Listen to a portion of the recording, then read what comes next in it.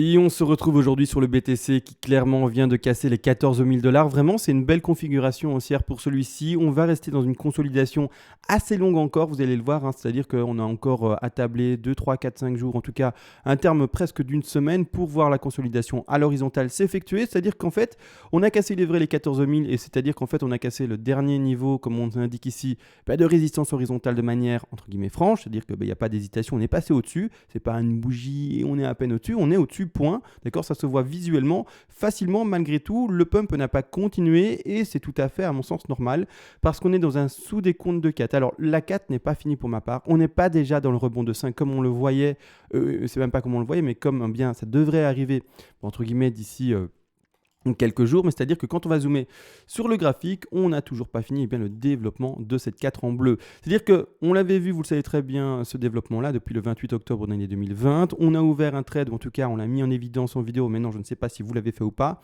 Ça c'est encore une fois personnel à vous. Mais une ouverture du trade à 12 900 $. Maintenant clairement on est arrivé à 14 040 ou 50 $, je ne sais plus, mais ça dépend des échanges, mais je regarderai ça maintenant dans 2 secondes.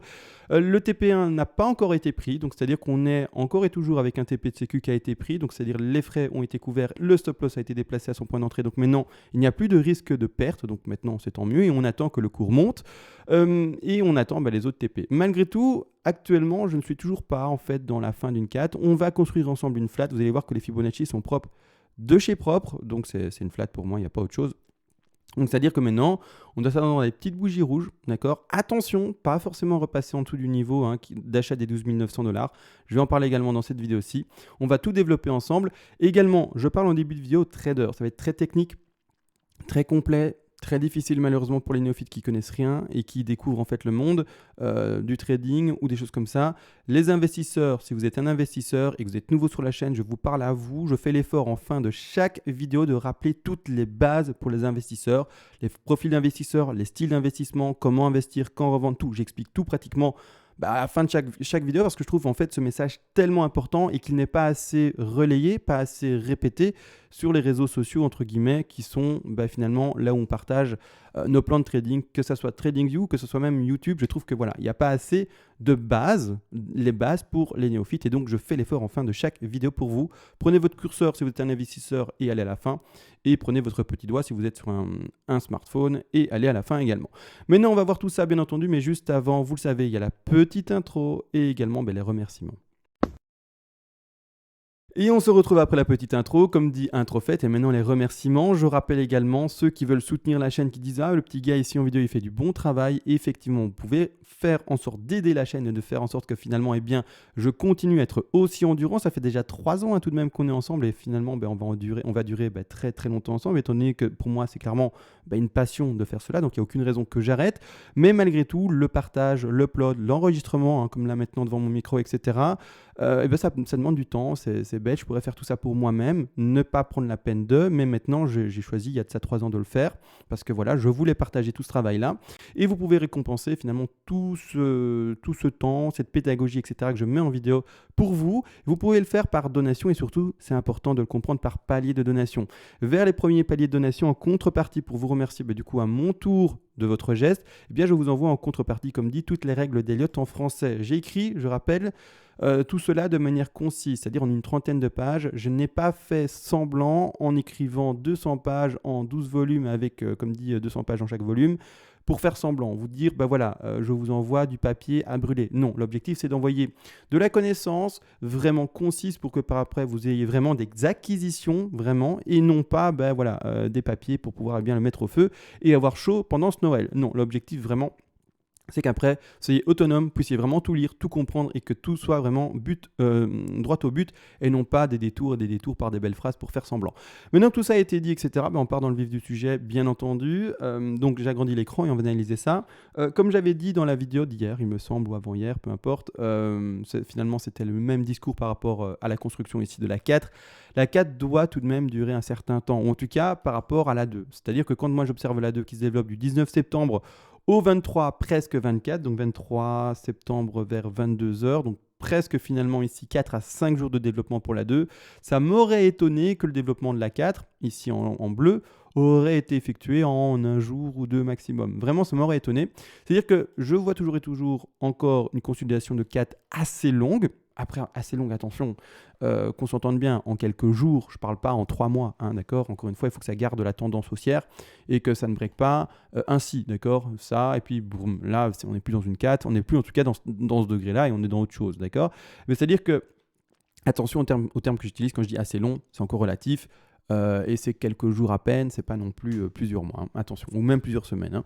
C'est-à-dire que là-dedans, même si on a pété, on le sait, les 14 000 $ et même plus précisément les 13 817 $, 17 ou un peu plus, en tout cas la zone du double top précédent, d'accord, on n'a pas fait la bougie verte des enfers, enfin même pas des enfers mais des cieux, c'est-à-dire on n'a pas fait la fusée, etc.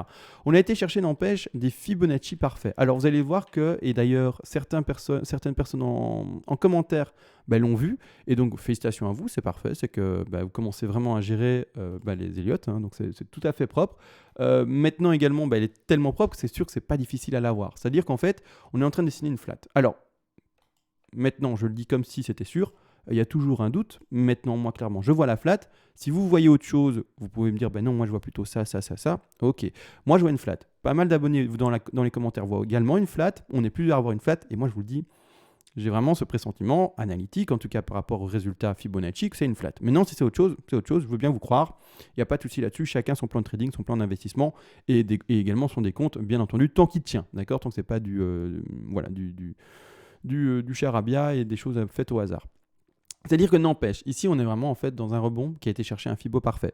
Le bas de ma A ici, d'accord, je ne vais pas la poser là. Je prends le temps de décompter comme j'ai dit. Je ne fais plus le travail en quart d'heure. C'est trop de travail. J'ai trop de choses dans ma vie personnelle maintenant. J'ai un petit bout, ça je le rappelle, mais en plus à la maison. Clairement, j'ai plus le temps de zoomer ici en quart d'heure. Et d'y aller, quoi. Et d'y aller et de commencer. Non, je n'ai plus le temps. Je n'ai plus le temps. Ce n'est plus pour moi. Je vous laisse le faire si vous voulez le faire de votre côté. Mais moi, clairement, j'ai plus envie de te brûler mon cerveau là-dessus. Et je fais vraiment confiance maintenant à mes Fibonacci. Vraiment, et également les time frames un peu plus grandes. C'est-à-dire en 4 heures, daily et un peu plus. Vraiment, parfois horaire. Mais je vais plus en quart d'heure. En quart d'heure, c'est plus pour moi. Je vous le dis. Je vous le laisse. D'accord. Maintenant, n'empêche. Quand on place enfin son bad A là, qu'on voit le rebond en WXY, je vais expliquer après. En fait, le Fibonacci est parfait de la B. Je rappelle les Fibos classiques pour une B, en flat. D'accord, attention, 90, 123. D'accord, du coup, qu'est-ce qu'on va faire? On va prendre son Fibo, on va le placer ensemble. Je me prends mon Fibo de retracement, je vais au bas de la A. Attention, mon Fibo est en reverse. Pour ceux qui se posent la question, regardez dans les options. Oh, enfin. Oh là, ça a changé. Attendez. Je suis pas sur le bon Fibo. Je suis pas sur le Fibo. Voilà, là, je suis sur le Fibo. Ici, je suis en reverse. Vous voyez ici? Vous le cochez, vous le décochez, c'est une question d'habitude ou peu importe d'aisance visuelle ou de travail. Moi, j'aime bien travailler en reverse. Si vous voulez travailler en autre chose, vous travaillez en autre chose. Mais clairement, voilà. Comme ça, vous savez pourquoi mon Fibo s'installe ainsi et peut-être pas chez vous. Malgré tout, les 123, regardez, je l'ai dit, soit les 90, soit les 123, on touche les 123 à la perfection. Donc ici, clairement, flat potentiel super. C'est-à-dire que maintenant, on va également, du coup, s'attendre à les bougies rouges qui sont déjà en train de se dessiner. Et également, surtout, regardez les objectifs baissiers pour ceux qui auraient fait un short. Mais surtout, regardez ces objectifs baissiers jusqu'où ils peuvent aller. Et surtout également indiquer les nouvelles zones d'achat. Pas pour les investisseurs. Les investisseurs, je vous parle en fin de vidéo. D'accord? Vous prenez votre doigt, avancez jusqu'à la fin de vidéo, sauf si vous allez apprendre, si vous voulez regarder un peu de trading, un peu apprendre des décomptes et des choses comme ça. Mais autrement, c'est fin de vidéo les investisseurs.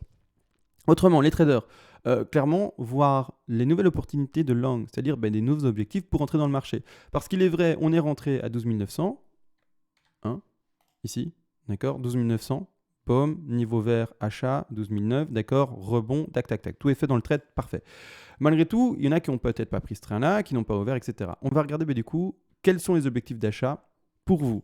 Premièrement, également, avant de commencer les objectifs d'achat, on est dans une très jolie WXY ici. D'accord, WXY qu'on va tout simplement illustrer. Donc ici A, B, C, correction en 3 vagues, A, B, C. D'accord. C'est-à-dire qu'ici, quand on prend notre Fibo, on va à la racine, sommet de W, bas de X. On va chercher ici en l'occurrence les 123-127% de Fibonacci également, un objectif très propre. Donc ici, tout est propre. Le rebond de B en jaune est propre, la Y ici de la WXY est propre ici en blanc, tout est propre.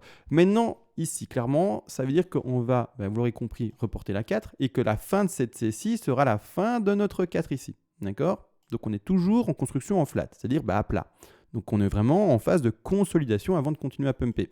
Je vais vous avouer également une chose, c'est que par habitude, par expérience, d'avoir analysé finalement également des bull runs, parce qu'on n'a pas toujours été en crash, hein, et on a également eu des bull runs sur le BTC, je vous le dis déjà, la plupart du temps, on fait des flats, mais qui s'indiquent, vous allez le voir, avec chaque fois des objectifs très faibles. Par exemple, une flat running. C'est-à-dire que c'est une flat qui va chercher ses objectifs de 61,8, 100% de Fibonacci, sans faire de nouveau plus bas. C'est-à-dire que ce que je vais vous indiquer, c'est qu'on ne va pas avoir forcément des bougies rouges qui vont indiquer une C, vous voyez le suivi ici, plus basse que ça A. D'accord, que finalement le point de trade ou le point d'entrée de trade qu'on a fait.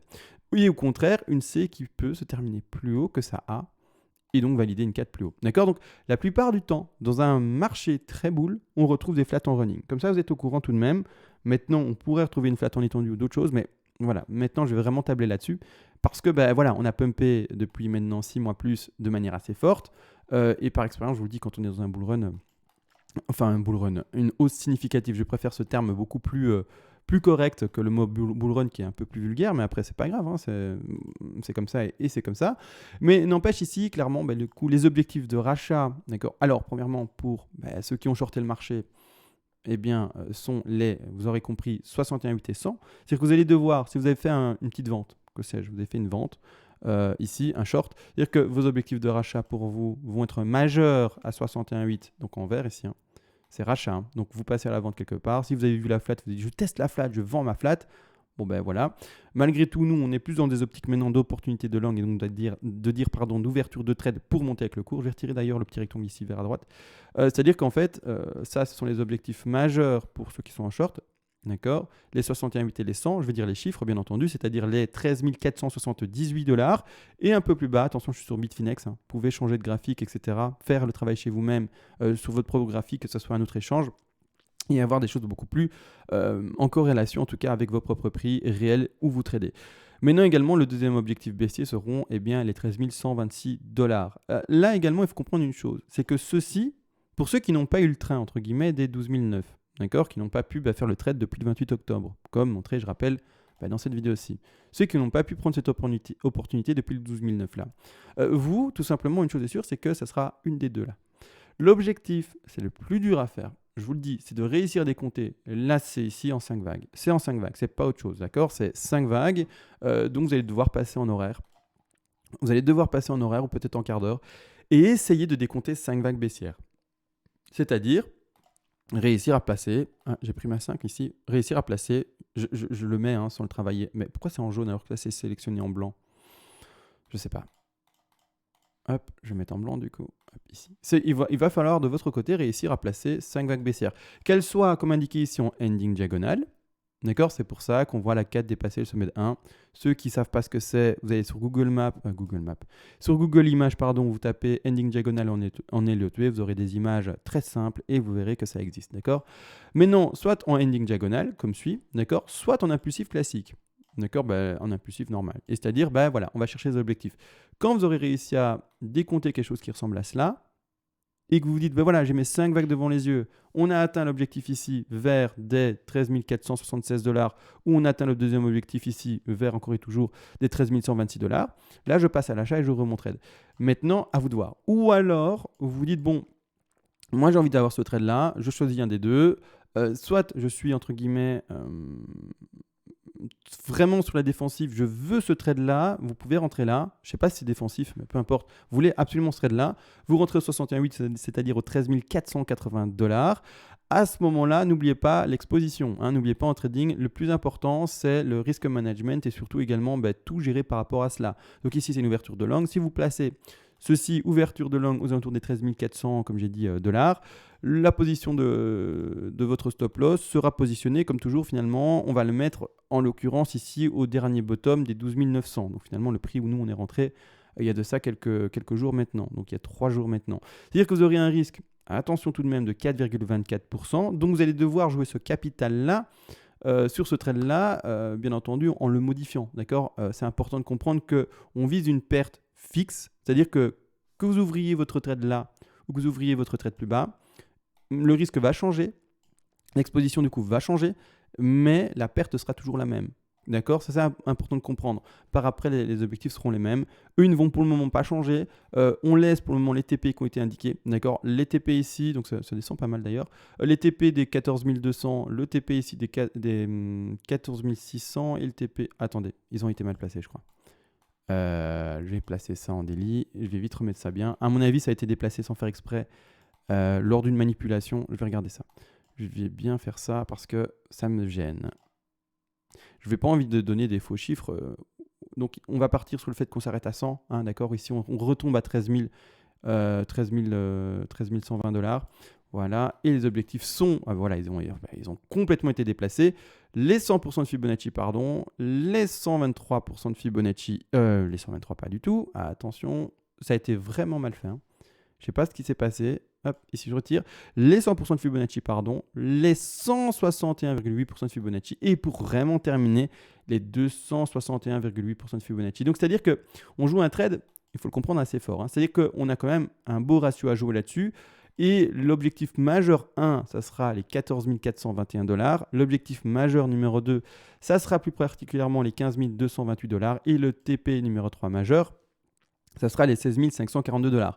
Maintenant, le Fibo, je l'ai placé sur l'objectif des 100. Maintenant, si la bougie et le trade s'effectuent par rapport ici au 61,8, pardon, c'est-à-dire au prix des 13 479 dollars, il faudra du coup modifier les objectifs. Hein, ici, clairement. De toute façon, ça se fait super facilement sur les échanges de traders, donc il n'y a pas de problème là-dessus. Vous savez très bien, donc là-dessus, c'est cool. Mais donc, c'est-à-dire qu'il faudra après les modifier comme suit. D'accord? Mais là, on attend, on temporise. Déjà, rentrons dans le trade, faisons en sorte de bien gérer son risque et puis on voit. Mais là, maintenant, c'est ça l'enjeu, c'est de pouvoir rentrer dans cette nouvelle configuration ici, hein, qui se dessine petit à petit, parvenir à compter 5 vagues et puis passer à l'achat sur un des points. On n'oublie pas le stop loss. Si vous n'avez pas de stop loss, je ne vous considère pas comme trader. C'est que pour moi, vous êtes un investisseur qui vend acheter du BTC sans sécurité. Donc, vous devez être capable d'assumer toutes les pertes potentielles que vous allez peut-être faire. D'accord? Maintenant, vous n'êtes peut-être pas en perte, etc. Mais vous ne jouez pas avec les mêmes stratégies que nous. En tout cas, ceux qui ont des stop loss et des choses comme ça. On ne joue pas dans le même... on joue pas avec les mêmes outils. D'accord? Donc là, maintenant, pour cette figure de consolidation, tout a été dit. D'accord? C'est-à-dire qu'on attend encore des petites bougies rouges. Consolidation du cours encore entre ces 12 000 et ces 14 000 dollars pour enfin, par après, s'extraire vers le haut et trouver les objectifs qui ont été ici énoncés. D'accord? Je les ai dit durant cette vidéo aussi. Maintenant, la vidéo, je vais même pas, il n'y a pas de gap. Hein.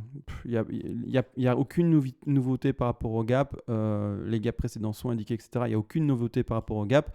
Ce que maintenant je vais faire, c'est parler aux investisseurs. Donc je le rappelle, si vous êtes là pour du trading, vous avez tous vu ce qu'il fallait par rapport à des comptes. Je vais maintenant parler aux investisseurs. Attention, si vous êtes un investisseur, c'est super important d'écouter. Ma montre qui tape sur le bureau. Excusez-moi, c'est super important d'écouter en fait. C'est les bases que je vais rappeler maintenant. Ceux qui les connaissent et qui m'entendent tous les jours, vous pouvez y aller. Bonne soirée à vous et on se voit demain.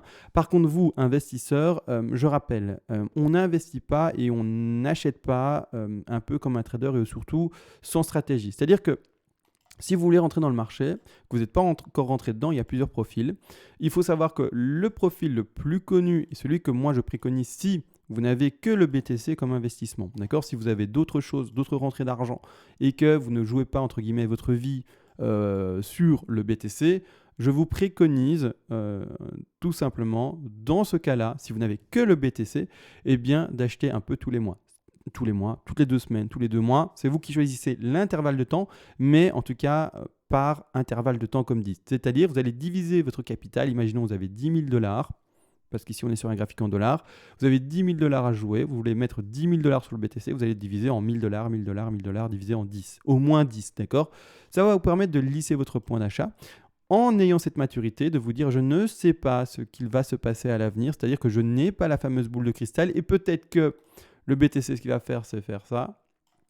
Ou peut-être que le BTC il va faire ça et puis pumper comme ça. Ou peut-être que le BTC va pumper directement, peu importe. Vous ne le savez pas et c'est une vraie maturité de le savoir, d'accord? Et en tout cas de pouvoir admettre le fait qu'on n'a pas cette fameuse boule de cristal, que tant bien que mal on essaye de faire des plans de trading et des plans d'investissement, mais qu'on ne le sait pas, d'accord? On ne sait pas ce qui va se passer. À ce moment-là, je vous préconise d'acheter comme dit par palier de temps. Ça va faire en sorte que si ça monte, vous achetiez le pump petit à petit.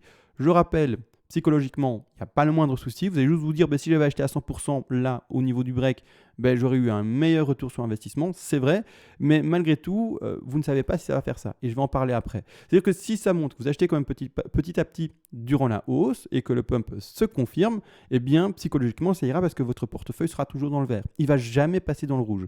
A contrario imaginez, vous achetez à 100% ici, boum, au prix où on est maintenant. Mais le cours, il fait ça. Vous allez vous dire, mince, si j'avais pas acheté à 100%, que j'avais acheté par petits paliers également, à chaque fois, j'aurais eu plus de BTC que si j'avais acheté à 100% là-bas en haut. D'accord, je précise bien de là. Donc, c'est important de comprendre une chose, c'est que psychologiquement, ça ira beaucoup mieux également si on achète par petits paliers et que le cours, en fait, il descend.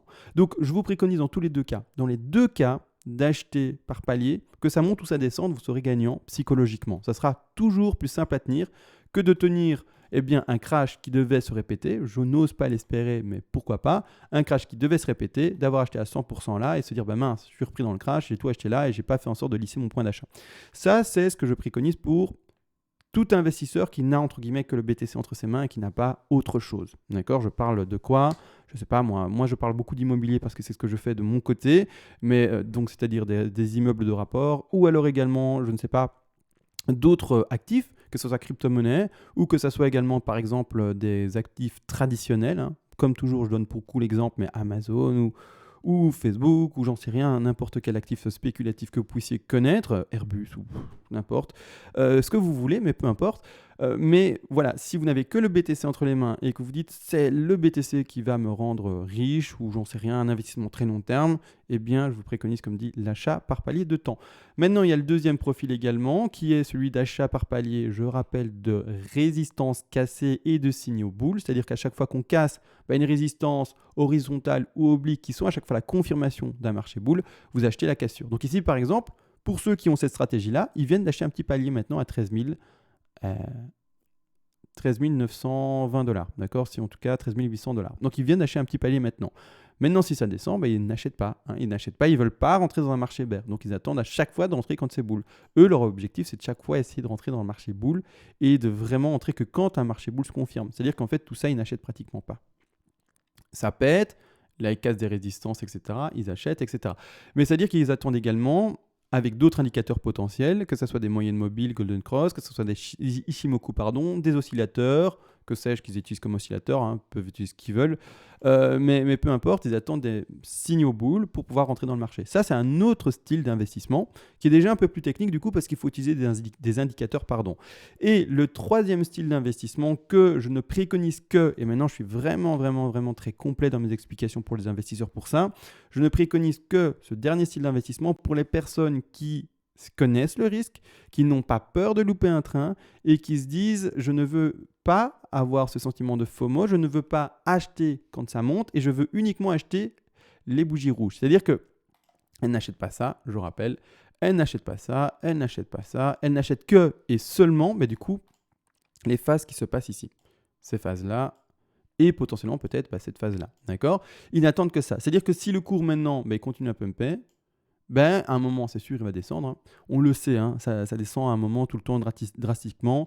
Je vais vous montrer ça dans deux secondes dans le cours précédent, mais elles vont acheter ça. D'accord ? Donc, c'est ça le truc. Maintenant, à vous de voir quel profil vous êtes, comment ça se passe, parce que le profil qui veut acheter les bougies rouges, c'est le profil qui se rapproche le plus possible d'un trader, c'est-à-dire qu'il va commencer à analyser, voir les bougies, voir les opportunités, essayer de voir un scénario possible et vraiment se dire je vais attendre cette opportunité-là. Par contre, elle accepte le risque que si cette opportunité-là ne devait pas se reproduire, elle ne sera pas en tout cas dans le marché directement. C'est-à-dire que là maintenant, je voulais expliquer par rapport à cela, le BTC, il pump, d'accord, quand il est en bull run, c'est magnifique, regardez-moi ça. Il pump, mais il faut savoir que pendant ces pumps-là, il y a toujours des corrections assez fortes. C'est-à-dire qu'il y a toujours des corrections de 30% à 40%. Je vais donner un exemple. Là, ça a pumpé depuis mars 2017 à juin 2017. C'est monté très fortement de, on va dire, un prix 1049 $ à 2983 $. Mais malgré tout, il y a des bougies rouges qui font revenir le prix. C'est pas ça l'outil que je voulais prendre, zut. Ah, l'outil que je voulais prendre, c'était ça, pardon. Et en fait, il y a des bougies rouges qui arrivent et qui font, baisser le prix de 38%. Boum, 38% ici, d'accord? Et ça se répète toujours. Donc, il y aura toujours des grosses bougies rouges. Ne pensez pas que ça monte indéfiniment en vert, d'accord? Il y aura toujours des opportunités pour rentrer dans le marché, d'accord? Pour les personnes qui attendent les bougies rouges. Ici, à moins 33%, presque 34%. Par après, ici, on a combien? Vous voyez, donc, il y a toujours des corrections fortes. Il y a toujours, il ne faut pas paniquer. Bien entendu, 34% encore une fois. Et voilà. Donc, ça se répète. On est dans le bull run, hein. On est dans le bull run, mais à chaque fois, les bougies viennent rattraper les sommets précédents. Vous voyez, le sommet précédent est là. Hop, on vient retrouver son sommet précédent. Ici, le sommet précédent est là. Hop, on vient retrouver son sommet précédent. Le sommet est là. Hop, on vient même réécraser le sommet précédent. Ça devait être une flat, ça. Mais vous l'avez compris, hein. Sauf ici. Fin de bull run. Fin de bull run ici, un break. On ne revient pas rechercher les sommets précédents. Ici, oui. Là, non. Là, vraiment, on est à la fin du bull run, hein. Voilà, on est vraiment à la proche, et l'intensité haussière énorme. Mais en gros, pour le moment, voilà, il y a encore des opportunités qui vont se présenter par rapport, bien tout simplement, à ces fameuses bougies rouges. On n'est que, pour ma part, si on devait l'illustrer, dans le début, hein, on n'est pas déjà à la fin, hein, on n'est pas déjà, et même encore la fin. J'indique de manière assez tôt, mais la fin là-bas, d'accord? On est pour moi qu'au début encore, étant donné qu'on n'a même pas encore cassé la TH du BTC. Ça maintenant, ce sont les trois profils. Également, vous allez me dire, mais du coup, je vends quand mes BTC? Imaginons, je suis rentré dans le marché. J'ai fait la stratégie des 10 paliers par temps, cassure de résistance ou par tout simplement retracement baissier. Mais je vends quand mes BTC? Vu que tu nous dis on ne vend pas et achète pas, on ne vend pas, on n'achète pas, on ne vend pas, on n'achète pas de manière trop rapide, etc. Vous vendez selon un objectif que vous vous êtes donné, défini. Donc vous ne vendez pas parce qu'à un moment, vous voyez le cours à 13 000 et vous dites bon, je revendrai bien.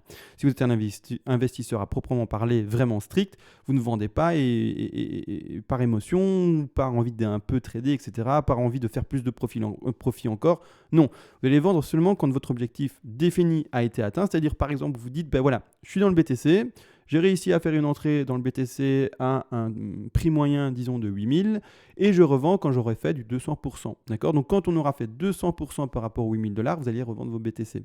Ça peut être plus, ça peut être 300, 400, ça peut être moins, 50%, mais c'est à vous de vous donner finalement cet objectif de retour sur investissement. Ça, c'est premièrement, vous l'aurez compris, un style d'investissement par rapport au ROI défini. Maintenant, il y a un deuxième style d'investissement qui lui est, je vais vendre uniquement mes BTC quand le BTC aura atteint une existence de 20 ans, 30 ans, 40 ans. Donc, je vais garder mes BTC 10 ans encore. Je vais garder mon BTC ou mes BTC 15 ans, 20 ans. Et je vais revendre seulement et uniquement à l'échéance de cette date-là. Donc, si vous vous dites, je veux revendre mes BTC en 2035, vous ne touchez plus à vos BTC jusqu'en 2035. Vous croyez en la technologie, vous croyez en l'adoption, entre guillemets, massive, générale. Et donc, vous dites, voilà, je donne de fortes chances d'être vraiment une valeur importante à l'avenir, plus importante qu'aujourd'hui.